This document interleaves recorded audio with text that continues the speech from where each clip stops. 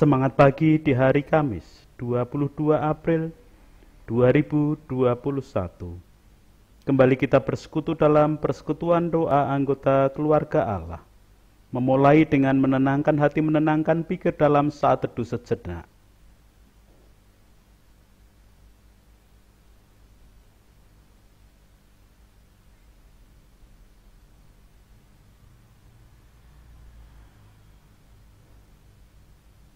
Pertolongan kita hanya berasal dari Allah yang telah menciptakan langit bumi beserta segala isinya.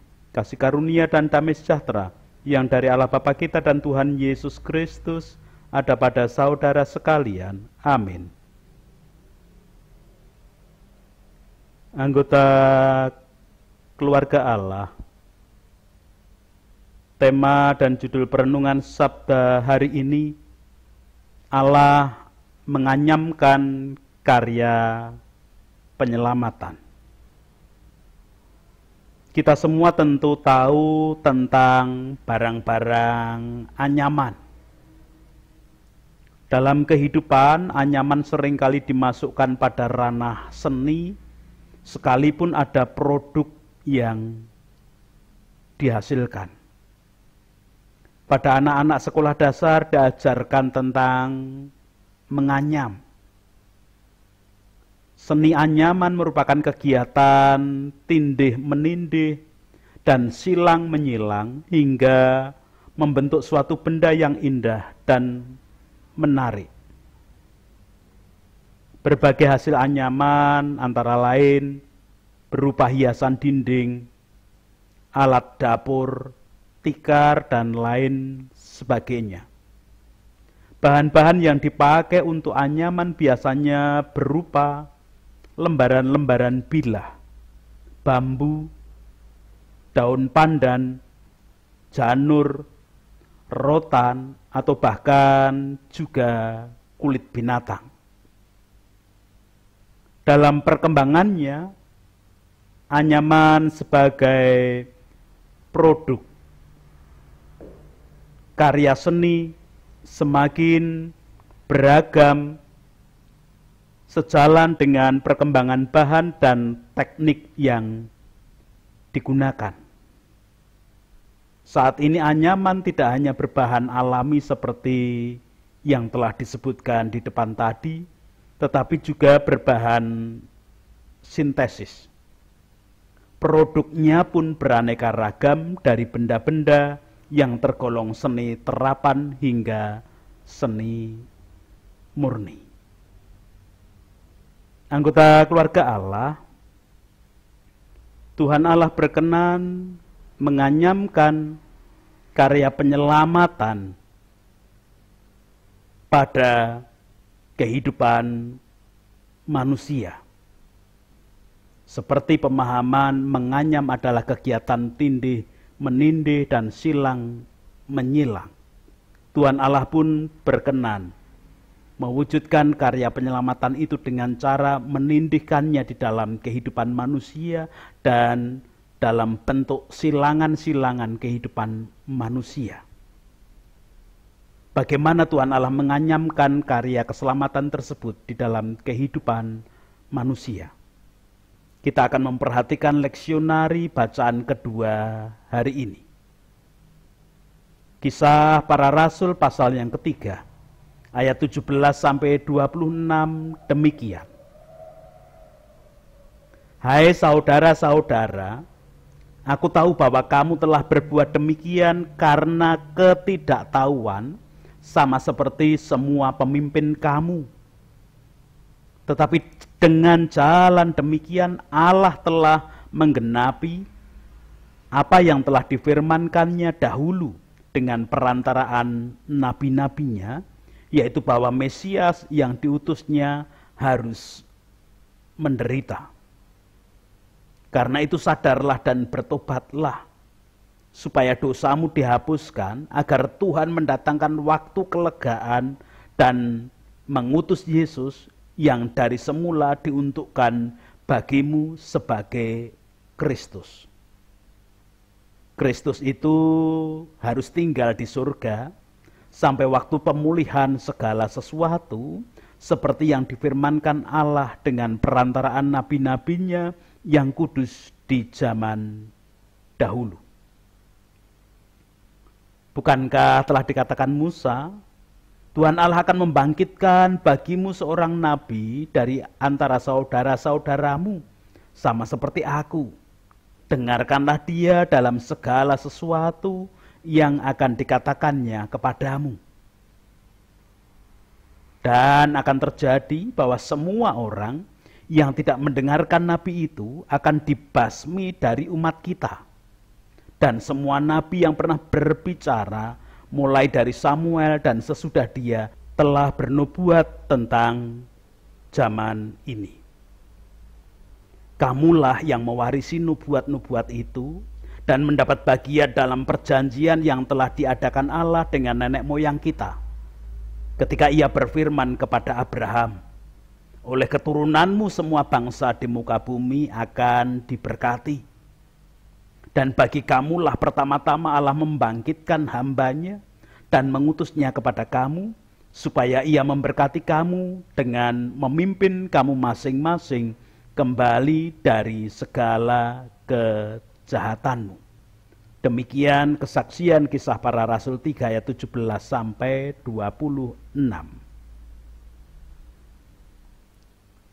Anggota keluarga Allah, Tuhan Allah berkenan menganyamkan karya keselamatan bagi manusia lewat peristiwa apapun di dalam kehidupan manusia. Karena penyelamatan itu ditunjukkan bagi manusia, maka harus diakui bahwa posisi dan kondisi manusia adalah lemah, dosa, tidak selamat, dan lain sebagainya. Selalu dalam posisi dan kondisi tidak baik, tidak benar. Ayat 17 memberikan kesaksian kepada kita, hai saudara-saudara, aku tahu bahwa kamu telah berbuat demikian karena ketidaktahuanmu, sama seperti semua pemimpin kamu. Apa yang diperbuat manusia di dalam ketidaktahuannya? Bacaan kita hari ini merupakan bagian dari khotbah Petrus di Serambi Salomo setelah peristiwa Pentakosta. Isi khotbah Petrus itu adalah tentang Yesus yang adalah anak Allah, yang telah mereka bunuh, telah dibunuh oleh manusia, namun dibangkitkan lagi oleh Tuhan Allah pada hari ketiga. Anggota keluarga Allah, bagaimana posisi Tuhan Allah jika manusia pada posisi dan kondisi lemah, dosa, tidak selamat, dan lain sebagainya. Dalam posisi dan kondisi selalu tidak benar dan tidak baik tadi. Pada posisi manusia yang demikian, pada posisi manusia yang tidak baik dan tidak benar, manusia harus mengakui bahwa posisi Tuhan Allah adalah sebagai yang kuat, yang baik, yang kudus, suci, dan bisa menyelamatkan. Tuhan Allah berada pada posisi dan kondisi yang selalu baik dan benar. Bersyukur kalau Tuhan Allah yang kuat, baik, kudus, suci, berkenan menganyamkan karya keselamatan pada posisi dan kondisi manusia yang selalu tidak baik, tidak benar tadi. Bukan berarti Tuhan kalah pada posisi manusia, atau Tuhan Allah membiarkan posisi manusia, tidak. Tetapi Tuhan Allah dalam posisi dan kondisi yang baik berkenan menganyamkan pada posisi dan kondisi manusia yang tidak baik dan tidak benar.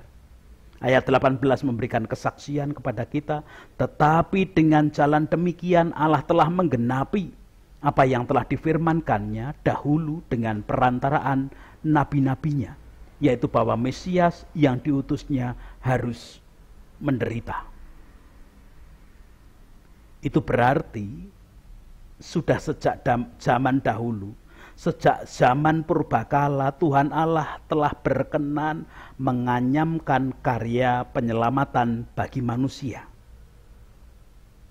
Tuhan Allah yang posisinya selalu serba baik, benar, telah berkehendak baik benar pula sejak zaman dahulu kala. Kehendak Allah yang baik dan benar tadi adalah menyelamatkan manusia. Dan itu kemudian diwujudkan dalam bentuk menganyamkan pada kehidupan manusia sekalipun posisi dan kondisinya manusia tidak baik dan tidak benar. Tetapi sayang, manusia yang dalam posisi dan kondisi yang serba dan selalu tidak baik, tidak benar karena dosa itu, selalu berkehendak tidak baik, tidak benar juga. Setidaknya itu sudah dinyatakan Petrus di dalam khotbahnya bahwa manusia membunuh Mesias yang kemudian dibangkitkan oleh Tuhan Allah pada hari yang ketiga. Manusia membunuh itu kondisi dan posisi tidak baik dan tidak benar. Tuhan Allah masih berkenan membangkitkan tetap dalam posisi dan kondisi baik benarnya Tuhan Allah. Anggota keluarga Allah, tentu kita kemudian bergumul. Kalau begitu bagaimana mestinya aku sebagai manusia di dalam posisi dan kondisiku yang selalu tidak baik, tidak benar menanggapi anyaman karya penyelamatan yang dilakukan oleh Tuhan Allah itu. Ayat 19 memberikan kesaksian kepada kita, karena itu sadarlah dan bertobatlah supaya dosamu dihapuskan. Yang pertama kali harus diwujudkan manusia dalam posisi tidak benar, tidak baik tadi adalah sadar. Sadar tentang apa? Sadar akan posisi dan kondisinya yang selalu tidak baik dan tidak benar. Bahkan di dalam berkarya pun tidak baik dan tidak benar. Namun jangan hanya berhenti pada kesadaran aku tidak baik, tidak benar. Harus dilanjutkan dengan pertobatan. Pertobatan berarti merubah arah hidup manusia, arah hidup dari manusia yang posisi dan kondisinya selalu tidak baik dan tidak benar, menjadi mengikuti arah posisi dan kondisi Tuhan yang selalu baik dan benar. Bahkan karyanya pun tetap baik dan benar. Itu berarti manusia harus berubah mengikuti alur anyaman keselamatan yang Tuhan Allah lakukan di dalam dirinya.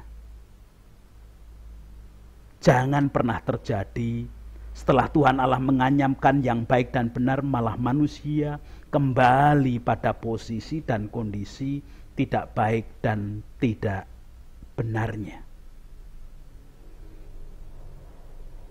Satu hal yang pasti, proses Tuhan Allah menganyamkan karya keselamatan bagi manusia itu belum berhenti. Masih terus dilakukan. Sampai kapan itu dilakukan? Hal demikian dilakukan Tuhan Allah sampai waktu pemulihan.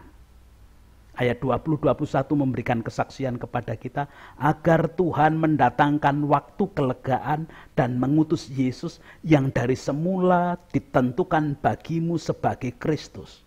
Kristus itu harus tinggal di surga sampai waktu pemulihan segala sesuatu seperti yang difirmankan Allah dengan perantaraan nabi-nabinya yang kudus di zaman dahulu. Kapan waktu pemulihan terjadi? Kalau dikatakan Kristus harus tinggal di surga sampai waktu pemulihan segala sesuatu, itu berarti waktu pemulihan terjadi ketika Kristus datang kembali yang kedua kali untuk menghakimi semua manusia. Tugas manusia di dalam menanggapi anyaman karya keselamatan yang dilakukan Tuhan Allah adalah kembali atau berubah dari segala kejahatan kembali berubah dari posisi dan kondisi tidak baik, tidak benar tadi, kemudian mengikuti arahan posisi Tuhan yang baik dan benar. Jangan lupa, Tuhan Allah sendiri yang memimpin, yang berarti kepemimpinan Tuhan Allah itu juga mengarahkan perubahan hidup bagi manusia dari segala kejahatan, dari segala posisi yang tidak baik dan tidak benar itu. Ayat 26 bacaan kita memberikan kesaksian, dan bagi kamulah pertama-tama Allah membangkitkan hambanya dan mengutusnya kepada kamu, supaya ia memberkati kamu dengan memimpin kamu masing-masing kembali dari segala kejahatanmu. Tuhan memberkati kepada setiap anggota keluarga Allah. Amin. Anggota keluarga Allah sadar diri akan posisi dan kondisi kita yang selalu tidak baik, tidak benar, namun kita mau diubahkan agar hidup kita selalu dalam pimpinan Tuhan Allah, menanggapi anyaman karya keselamatan Allah untuk berubah menjadi baik dan benar. Kita menanggapi sabda hari ini dengan menyanyikan Kidung Jemaat 344. Ingat akan nama Yesus. Ingat akan nama Yesus, kau yang susah dan sedih. Nama itu menghiburmu, kemana saja kau pergi. Indahlah namanya, pengharapan dunia. Indahlah namanya, suka surga yang bakal. Bawa nama Tuhan Yesus, itulah perisaimu. Bila datang pencobaan, itu yang menolongmu. Indahlah namanya, pengharapan dunia. Indahlah namanya, suka surga yang bakal. Kita berdoa bersama. Puji, hormat, syukur, kemuliaan hanya bagi nama Tuhan yang hari ini mengingatkan kami, menguatkan kami bahwa Engkau tetap berkarya menganyamkan keselamatanmu di dalam kehidupan kami, sekalipun kami berdosa, kami dalam posisi yang tidak baik, tidak benar, kami selalu salah, kami selalu melawan Allah.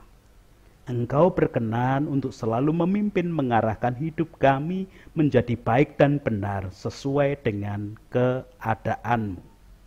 Ya Allah, tolonglah kehidupan kami hari ini dengan segala apa yang kami lakukan. Biarlah yang kami wujudkan sebagai wujud ketika kami selalu diarahkan oleh Tuhan Allah yang berkarya menganyamkan karya keselamatan bagi kami, dan kami menanggapinya dengan positif dan mengikuti alur arah baik benar dari Tuhan Allah. Bahkan tatkala kami anggota keluarga Allah di dalam kelemahan ragawi dengan sakit penyakit apapun, termasuk dampak pandemi, usia tua, dan segala kelemahan jasmani, kami pun tetap bersedia diarahkan, diubah, mengikuti alur anyaman dari Tuhan yang mengajarkan kepada kami pada posisi baik benar. Anak-anak kami dalam suasana pandemi mengikuti pelajaran jarak jauh di usia sekolah mereka, biarlah kasih-Mu juga yang menolong mereka, dan mereka pun belajar mengenal karya yang Engkau lakukan untuk menyelamatkan manusia di dalam Kristus Yesus.